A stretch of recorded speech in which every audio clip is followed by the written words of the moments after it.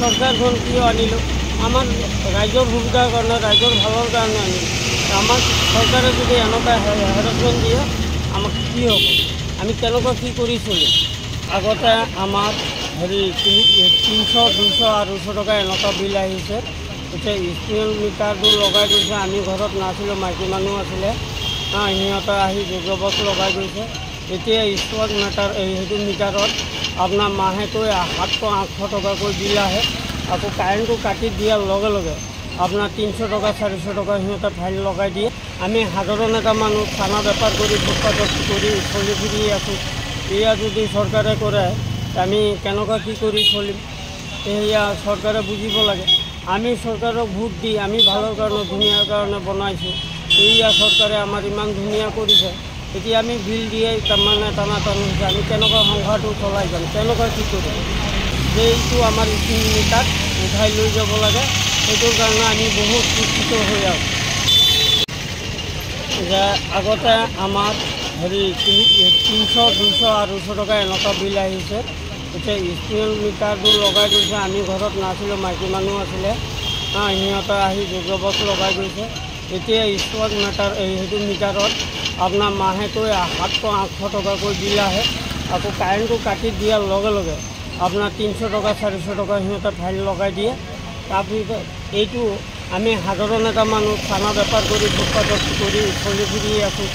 এয়া যদি চৰকাৰে কৰে, আমি কেনেকুৱা কি কৰি চলিম? এয়া চৰকাৰে বুজিব লাগে। আমি চৰকাৰক ভোট দি আমি ভালৰ কাৰণে, ধুনীয়াৰ কাৰণে বনাইছোঁ। এয়া চৰকাৰে আমাৰ ইমান ধুনীয়া কৰিছে।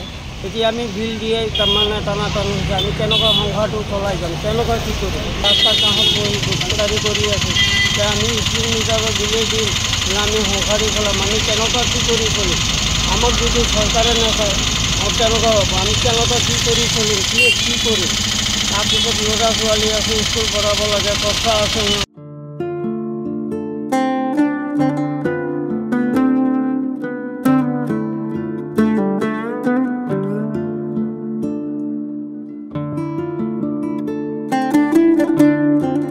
আমি চৰকাৰখন কিয় আনিলোঁ?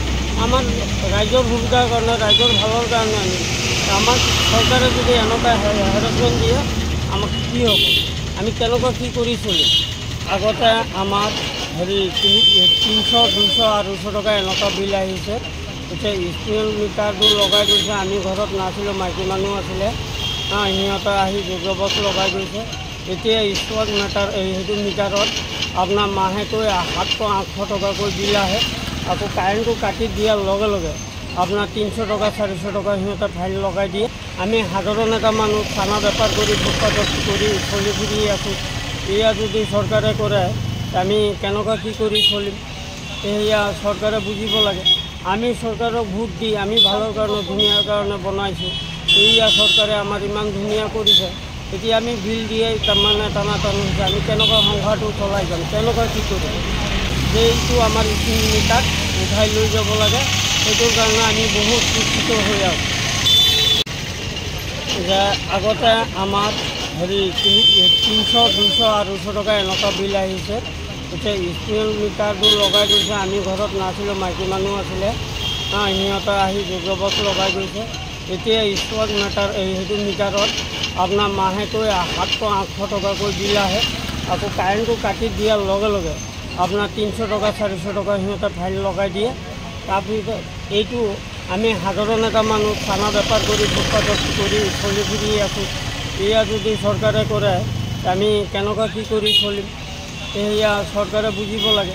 আমি চৰকাৰক ভোট দি আমি ভালৰ কাৰণে, ধুনীয়াৰ কাৰণে বনাইছোঁ। এয়া চৰকাৰে আমাৰ ইমান ধুনীয়া কৰিছে। এতিয়া আমি বিল দিয়ে তাৰমানে টানাটানি হৈছে। আমি কেনেকুৱা সংসাৰটো চলাই যাম, কেনেকুৱা কি কৰিম? ৰাস্তা কাষত বহি দোকানদাৰী কৰি আছোঁ। এতিয়া আমি স্মাৰ্ট মিটাৰৰ বিলেই দিম, আমি সংসাৰী চলাম। আমি কেনেকুৱা কি কৰি চলিম? আমাক যদি চৰকাৰে নাচায়, কেনেকুৱা হ'ব? আমি কেনেকুৱা কি কৰি চলিম, কি কৰিম? তাৰপিছত ল'ৰা ছোৱালী আছে, স্কুল পঢ়াব লাগে, খৰচা আছে।